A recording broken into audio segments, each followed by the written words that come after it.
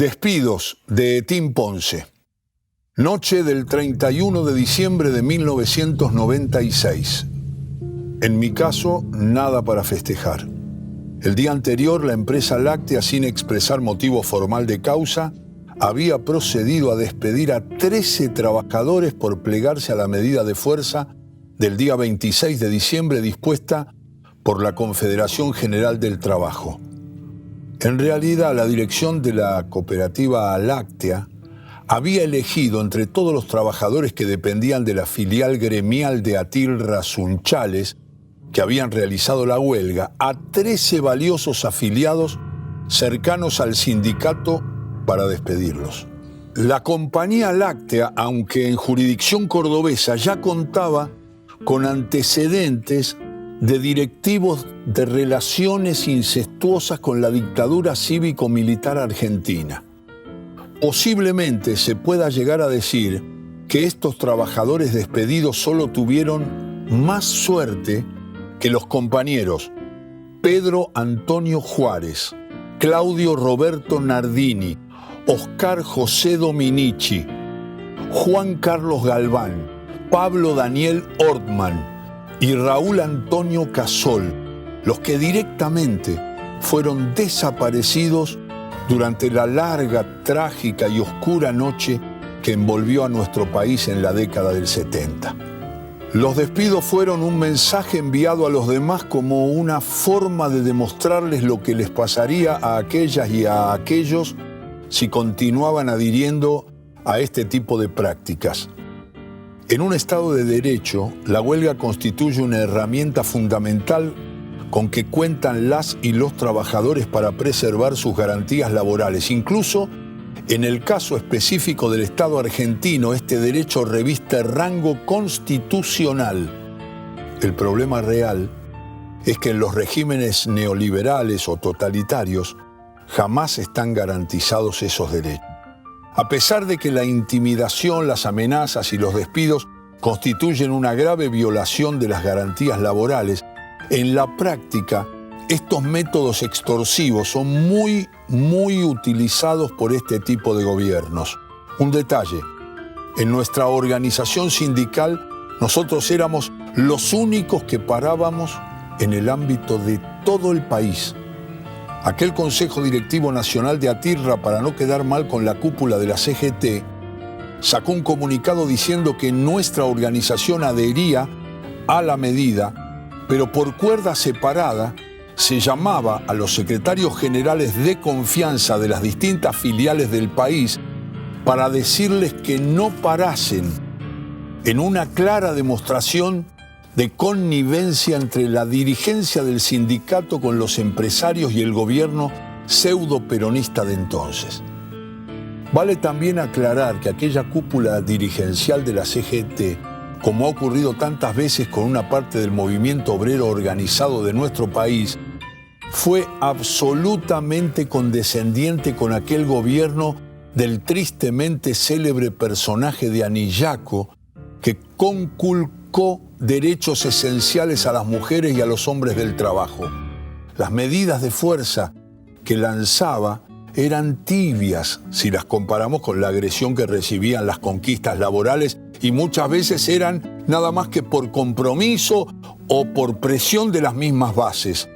Nosotros éramos oposición a la conducción nacional de Atilra y dentro de la CGT militábamos en el Movimiento de Trabajadores Argentinos, MTA, fracción interna de la Central Obrera que disentía con la línea de pensamiento y acción que sustentaba aquella conducción. Retomando el tema de los cesanteados, siempre tuvimos claro que no era la empresa la que los ejecutaba. Los que toman las decisiones son algunos mandos superiores, algunas o algunos que creen ser una especie de dioses supremos. Son los que en las compañías de la actividad que fuere matan en nombre del Señor.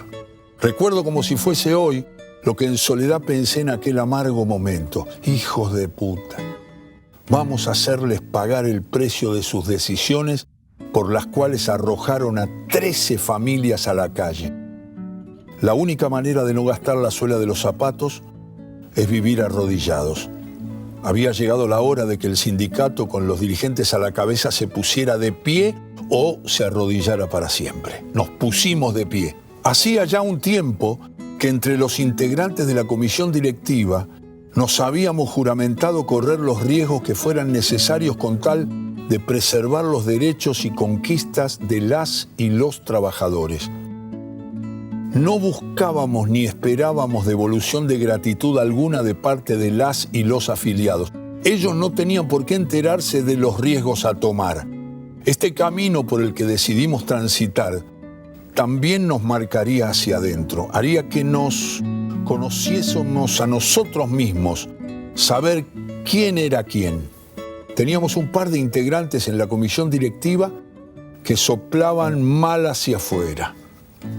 Ellos pensaban que nosotros no nos enterábamos, pero los mismos trabajadores con los que ellos hablaban eran los que venían y nos contaban.